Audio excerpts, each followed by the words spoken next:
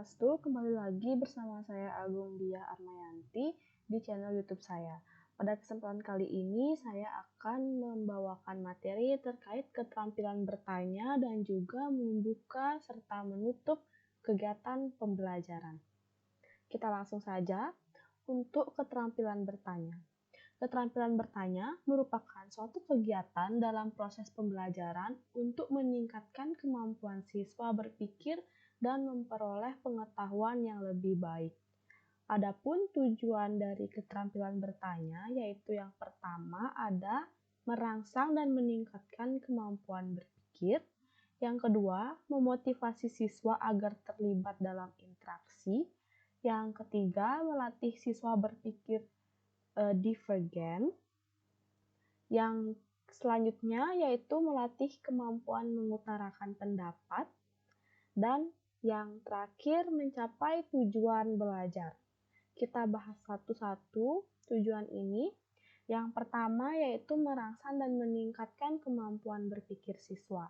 Kenapa seorang guru dengan bertanya ini dapat merangsang dan meningkatkan kemampuan berpikir siswa? Jadi di awal pembelajaran atau di tengah-tengah pembelajaran, guru itu harus memiliki suatu keterampilan bertanya kepada peserta didiknya. Nah, salah satunya yaitu merangsang dan meningkatkan kemampuan berpikir siswa. Jadi untuk tujuan yang pertama ini, seorang guru biasanya menanyakan terkait materi pengantar di awal yang merangsang siswa itu agar mau berpikir. Contohnya, misalnya dalam materi sifat koligatif larutan, seorang guru bertanya kepada siswa-siswanya, apakah dari kalian ada yang tahu mana yang lebih dahulu antara menguap dan mendidih? Nah, pertanyaan yang seperti itu akan merangsang peserta didik itu agar berpikir lebih kritis. Apakah proses mendidih lebih dahulu yang terjadi atau proses menguap lebih dahulu? Itu diperlukan suatu kemampuan berpikir yang kritis oleh siswa agar dapat menjawab pertanyaan tersebut. Jadi, contoh pertanyaan tadi itu dapat memenuhi tujuan yang pertama, yaitu merangsang dan meningkatkan kemampuan berpikir siswa. Untuk yang kedua, tujuan yang kedua yaitu memotivasi siswa agar terlibat dalam interaksi.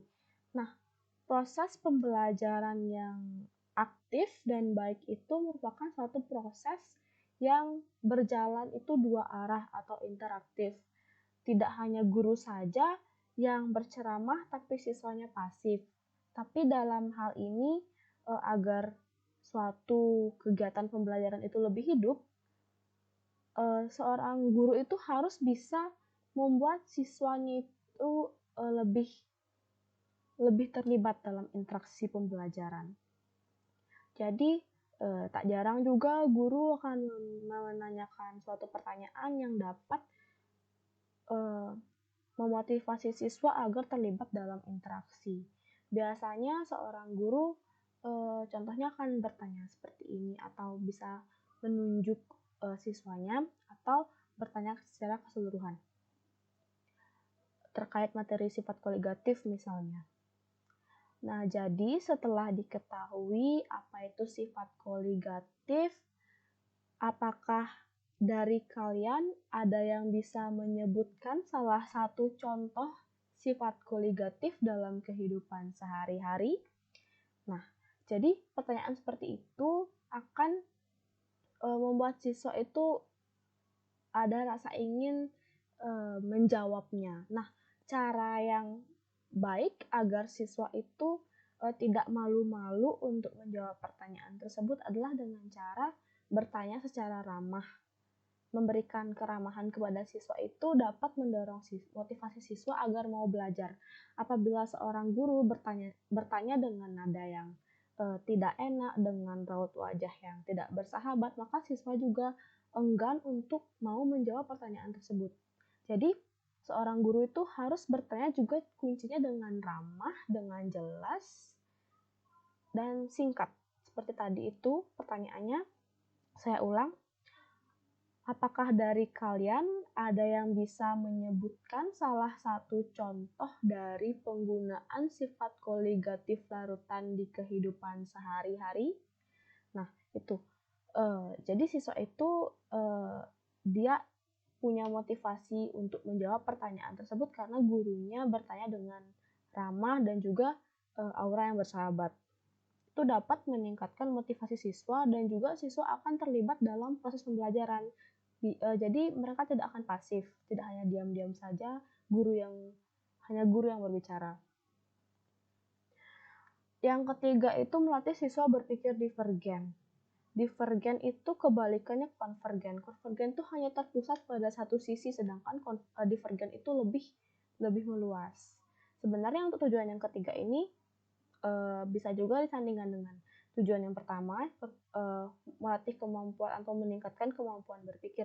Jadi kalau berpikir secara konvergen atau terpusat itu kan dia hanya pada satu sisi itu saja yang dia fokuskan. Sedangkan kalau misalnya divergen, dia akan melihat dari segala sisi.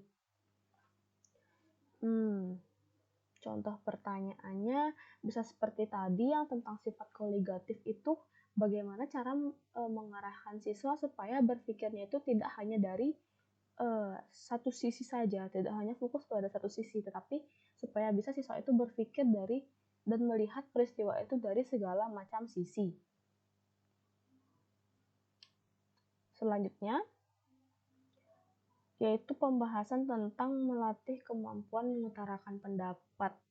Ya, seperti tadi tujuan yang kedua itu bisa disandingkan. Misalnya gurunya bertanya kepada siswanya. Siswanya yang menjawab pertanyaan guru itu secara tidak langsung dia akan berlatih untuk mengutarakan pendapatnya. Nah, supaya siswa itu berani mengutarakan pendapatnya, seperti tadi respon yang diberikan oleh guru itu juga harus ramah. Selain bertanyanya secara ramah, responnya juga harus ramah supaya siswa itu tidak kapok untuk menjawab pertanyaan. Apabila pertanyaannya itu salah, jangan langsung menyalahkan siswa dengan mengatakan tidak, jawabanmu itu salah. Jangan seperti itu karena nanti bisa membuat mental siswa itu menjadi down. Sehingga harus perlahan-lahan dengan mungkin mengganti jadi kata-kata yang lebih halus seperti jawabanmu masih belum tepat. Jangan langsung menyalahkan, oh jawabanmu itu salah gitu. Nanti kalau misalnya ada siswa yang mentalnya agak lemah atau cepat down, itu nanti akan mempengaruhi motivasi belajarnya. Jadi harus berhati-hati antara bertanya dan juga memberi respon kepada siswa. Untuk yang terakhir, tentu saja untuk mencapai tujuan belajar, apabila suatu kegiatan pembelajaran itu sudah berjalan baik dengan interaksi yang cukup aktif, serta kemampuan berpikir siswa yang sangat tinggi dan juga kemampuan mengutarakan pendapatnya juga sudah berkembang, maka akan sangat mudah untuk mencapai tujuan pembelajaran. Selanjutnya, ada jenis-jenis pertanyaan yang diutarakan untuk melatih kemampuan mengutarakan pertanyaan. Yang pertama itu ada pertanyaan permintaan. Nah, pertanyaan seperti namanya, pertanyaan permintaan ini berfungsi untuk meminta seseorang untuk melakukan sesuatu. Contohnya, guru di kelas itu apabila suatu kondisi kelasnya itu misalnya ribut, maka guru itu jangan langsung marah-marah ke siswanya. Jadi dengan halus guru itu bisa bertanya dan mengatakan pertanyaan permintaan. Contohnya seperti ini. Untuk anak-anak atau untuk adik-adik, apakah bisa dikecilkan suaranya sedikit? Atau mungkin bisa seperti ini. Untuk anak-anak atau untuk adik-adik, apakah kita bisa mulai pelajarannya sekarang? Nah, itu kan untuk meminta agar siswa itu tenang. Karena pelajaran sudah mau dimulai itu biasanya kalau situasinya kurang kondusif. Yaitu untuk pertanyaan permintaan. Dan biasanya setelah kita menyelesaikan suatu subbab, misalnya di bab bagian sifat koligatif itu kan ada macam-macam, ada tekanan uap, ada juga kenaikan titik didih, penurunan titik beku, dan tekanan osmosis. Nah, misalnya seorang guru sudah menyelesaikan materi tekanan uap. Lalu gurunya bertanya kepada siswanya, apa bisa kita lanjutkan ke sub materi selanjutnya? Itu termasuk pertanyaan permintaan karena meminta siswa apakah bisa kita lanjut ya. Kalau bisa ya lanjut langsung, kalau misalnya belum bisa ya jangan dilanjut dulu. Kita tanya lagi ke siswanya yang mana yang belum mengerti gitu. Kita tanya ke siswanya, kalau misalnya memang belum mengerti seperti itu nanyanya. Sebenarnya untuk kunci bertanya ini harus ramah, itu yang utama, harus ramah, harus singkat, padat, jelas. Ya kalau misalnya tidak terlalu singkat-singkat sekali, at least siswa itu mengerti dengan apa yang kita tanyakan, dan jangan berbelit-belit bertanyanya, dan juga jangan sering mengulang pertanyaan yang sama. Itu untuk kunci-kunci untuk bertanya. Nah, selanjutnya untuk jenis pertanyaan yang kedua ada jenis pertanyaan retoris. Maksud jenis pertanyaan retoris ini pertanyaan yang diutarakan atau diajukan tapi tidak menuntut suatu jawaban. Biasanya akan seperti di novel-novel itu ada suatu pertanyaan retoris gitu yang tidak perlu jawaban.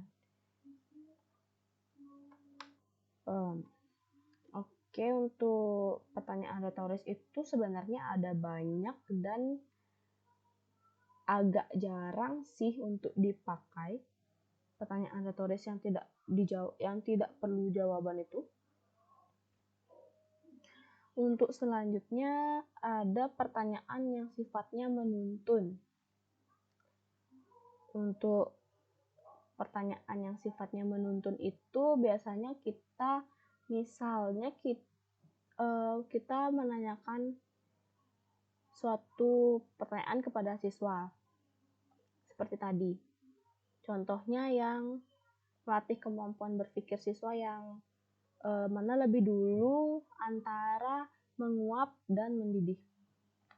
Setelah kita bertanya seperti itu, misalnya siswanya masih bingung, kita jangan tergesa-gesa meminta jawaban kepada siswa, tapi kita tunggu beberapa saat. Apabila masih bingung, kita bisa memberi penuntun kepada siswanya agar lebih berpikir dengan cara mengajukan pertanyaan yang menuntun. Misalnya terkait dengan materi tadi kita bertanya seperti ini. Pernah tidak kamu melihat baju yang dijemur dengan pernah tidak kamu melihat baju yang dijemur? Kalau misalnya dia sudah bilang menjawabnya dia pernah, lalu kita beri pertanyaan menuntun lagi. Apakah baju yang dijemur tersebut mengalami proses mendidih atau menguap?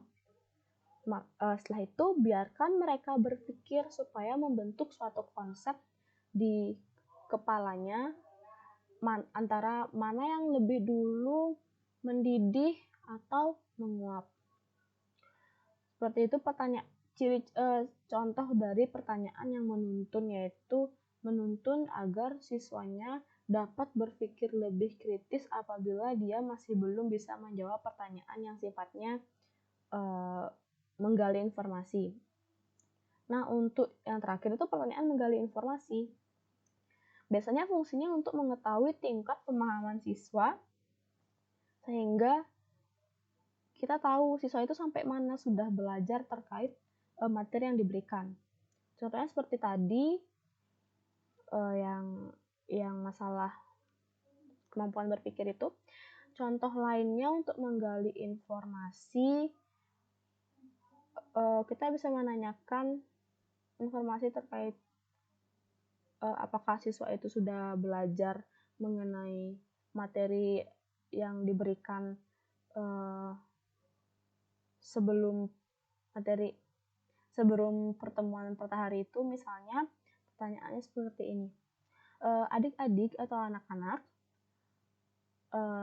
ada yang bisa memaparkan tentang materi pertemuan hari ini, seperti itu. Itu menggali informasi, misalnya boleh sebelum pembelajaran, misalnya kemarinnya itu siswa sudah membaca materi, jadi di hari hanya kita menggali informasi apa yang sudah mereka baca kemarin malamnya, misalnya H-1 sebelum mereka melakukan tatap muka. Baik, dilanjutkan. Yaitu materi selanjutnya, keterampilan membuka pembelajaran. Nah, keterampilan membuka pembelajaran adalah kegiatan yang dilakukan oleh guru dalam kegiatan pembelajaran untuk menciptakan prakondisi peserta didik agar minat dan perhatiannya terpusat pada apa yang akan dipelajarinya. Adapun tujuannya antara lain, 1. Membantu mempersiapkan diri agar sejak semula dapat membayangkan pelajaran yang akan dipelajari. Yang kedua, menimbulkan minat dan perhatian peserta didik pada apa yang akan dipelajari. Dan yang ketiga, membantu peserta didik untuk mengetahui batas-batas tugas yang akan dikerjakan. Dan yang terakhir, membantu peserta didik untuk mengetahui hubungan antara pengalaman-pengalaman yang telah dikuasainya dengan hal-hal baru yang akan dipelajari atau yang belum dipelajari atau yang belum dikenalnya. Keterampilan membuka pelajaran. Tentunya dari judulnya kita sudah mengetahui ini dilakukan di awal kegiatan. Dan tercantum juga di RPP pada kegiatan pembukaan itu biasanya ada kegiatan doa, salam, doa. Selanjutnya saat memasuki kegiatan mau ke inti, di kegiatan awal itu guru pasti membuka pembelajaran. Misalnya pada awal kegiatan pertemuan pertama, mungkin guru itu ya ada perkenalan diri terlebih dahulu gitu. Seperti misalnya salam, selamat pagi adik-adik atau anak-anak. Pada hari ini kita akan mempelajari materi tentang sifat koligatif larutan. Sebelumnya, apakah ada yang sudah mengetahui apa itu sifat koligatif larutan? Nah, itu contohnya membuka pembelajaran yang dengan pertanyaan yang tadi di awal pembuka itu, supaya siswa itu mulai berpikir, nah apa sih sifat koligatif larutan itu, dan menimbulkan minat dan perhatian siswa. Untuk membantu mengetahui batas-batas tugas yang akan diberikan itu bisa juga di awal pertemuan itu diberikan orientasi pembelajaran dan sistem penilaian. Misalnya di pertemuan pertama setelah perkenalan, maka seorang guru itu akan mengenalkan sistem apa yang akan dilakukannya dan menayangkan RPP yang dia buat. Contohnya seperti ini. Jadi anak-anak atau adik-adik, pada pertemuan pertama kali ini saya akan menyampaikan sistem pembelajaran yang akan kita lakukan selama 1 semester ke depan. Adapun tugas-tugas yang akan kalian kerjakan, yang pertama ada diskusi kelompok dalam bentuk PowerPoint dan juga makalah. Untuk makalahnya nanti akan materinya dibagi per bab. Nah, itu misalnya untuk orientasi perkuliahan dan membantu tugas apa saja yang akan diberikan pada kegiatan itu. Untuk mengetahui hubungan antara pengalaman-pengalaman yang dikuasainya dengan hal-hal baru itu yang akan dipelajari atau yang belum dipelajari dan belum dikenal. Nah, di awal-awal itu selain kita menanyakan tentang materi itu sebagai perangsang utama, kita juga menyampaikan keistimewaan-keistimewaan dan hubungan-hubungan agar siswa itu semakin tertarik, misalnya dalam sifat koligatif larutan. Nah, di awal itu misalnya seperti ini, contoh keterampilan membuka pelajarannya. Selamat pagi adik-adik atau anak-anak. Pada hari ini kita akan mempelajari sifat koligatif larutan, yaitu bab 1. Nah, apakah kalian pernah memesan atau memakan es putar? Nah, es putar itu salah satu contoh dari penerapan sifat koligatif. Nah, seperti itu misalnya. Jadi kita hubungkan apa yang ada di kehidupan sehari-hari dengan materi yang akan diajarkan, sehingga siswa itu mulai tertarik. Oh, jadi di sekitar saya ini ada kimia juga gitu, bukan hanya sekedar saya beli es putar. Ya udah seperti itu. Jadi dalam es putar itu ada konsep sifat koligatif larutan. Nah, untuk selanjutnya ada keterampilan menutup pembelajaran. Nah, keterampilan menutup pelajaran ini merupakan kegiatan yang dilakukan guru untuk mengakhiri kegiatan inti pelajaran. Nah, biasanya setelah kegiatan inti atau kegiatan pembelajaran yang sebenarnya, misalnya ada diskusi, ada presentasi, dan lain-lain, itu akan ada kegiatan menutupnya, di mana tujuannya itu ada 2, yaitu mengetahui tingkat keberhasilan peserta didik dalam mempelajari materi pelajaran dan mengetahui tingkat keberhasilan tenaga pendidik dalam pembelajaran. Yang pertama itu kita menutup pembelajaran dapat dengan cara menanyakan kepada siswa atau meminta siswa untuk menyimpulkan pertemuan pada hari itu. Misalnya bisa ditanya secara acak atau secara keseluruhan. Misalnya seperti ini. Nah, jadi itu saja materi hari ini. Sekarang saya akan menunjuk salah satu dari kalian untuk menyimpulkan pelajaran pada hari ini. Seperti itu misalnya. Misalnya saya menunjuk si Mawar. Nah, coba Mawar kamu paparkan atau simpulkan apa sih yang kita pelajari pada hari ini, gitu misalnya. Kalau misalnya si Mawar ini dia bisa memaparkan dengan baik apa saja yang telah dipelajari pada hari itu, maka dapat disimpulkan bahwa peserta didik itu sudah ya cukup berhasil untuk mempelajari materi pelajaran yang disampaikan pada hari itu.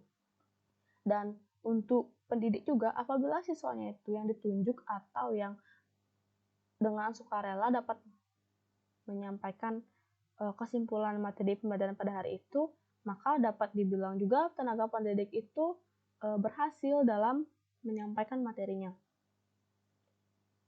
Selain meminta siswa untuk menyimpulkan materi pembelajaran pada hari itu, guru juga dapat menutup pembelajaran dengan cara memberikan pertanyaan-pertanyaan tentang pengulangan materi yang sudah diberikan. Misalnya seperti ini. Nah, jadi adik-adik atau anak-anak, itu tadi materi yang sudah kita pelajari. Nah, sekarang saya ingin bertanya. Pada sifat koligatif larutan yang sudah kita pelajari, contohnya itu ada penerapannya pada es putar. Nah, es putar itu menggunakan konsep sifat koligatif yang mana? Seperti itu misalnya. Kalau misalnya siswanya menjawab benar, berarti tenaga pendidik dan peserta didik sudah cukup berhasil dalam pembelajaran pada hari itu. Untuk prinsipnya, dalam membuka dan menutup itu ada 4. Yang pertama bermakna.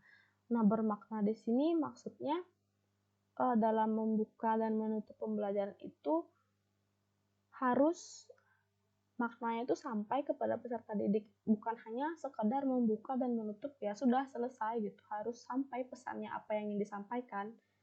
Nah, selanjutnya untuk yang kedua sistematis, itu artinya sesuai urutan dalam menyampaikan pembukaan itu harus berurutan, jangan maksudnya kemana-mana itu maksudnya tidak sesuai urutan, amburadul itu jangan, kita harus sesuai urutan. Misalnya pertama itu salam, lalu doa, setelah itu kita kalau mau disesuaikan dengan RPP itu boleh, tapi kalau misalnya di prinsip yang ketiga, fleksibel itu boleh juga asal tidak keluar dari ranah membuka pembelajaran. Misalnya di membuka pembelajaran itu kalian malah meminta siswanya menyimpulkan, itu jangan, karena menyimpulkan itu pada saat sudah selesai pelajaran, itu nanti dia tempatnya di menutup pembelajaran. Itu fleksibel, boleh dia tidak ikut di RPP tapi harus sesuai dengan ranahnya. Untuk selanjutnya, prinsip yang terakhir atau antusiasme. Seorang guru itu harus menampilkan aura yang baik, ramah, dan juga antusias. Nah, guru yang antusias dalam memberikan pembelajaran itu akan dilihat oleh siswanya, oh guru saya ini sangat antusias mengajarnya, jadi saya juga harus antusias belajarnya gitu. Kalau misalnya seorang guru itu penampilannya udah suram, lalu tidak ramah, tidak bersahabat, dan juga tidak antusias, maka siswa juga akan berpikir, oh guru saya saja tidak antusias, kenapa saya harus antusias? Jadi antusiasme itu harus dimiliki oleh seorang guru saat ingin mengajar. Oke, jadi itu saja yang dapat saya sampaikan. Semoga bermanfaat. Jangan lupa klik like, komen, dan juga subscribe channel YouTube ini. Sampai ketemu di video selanjutnya.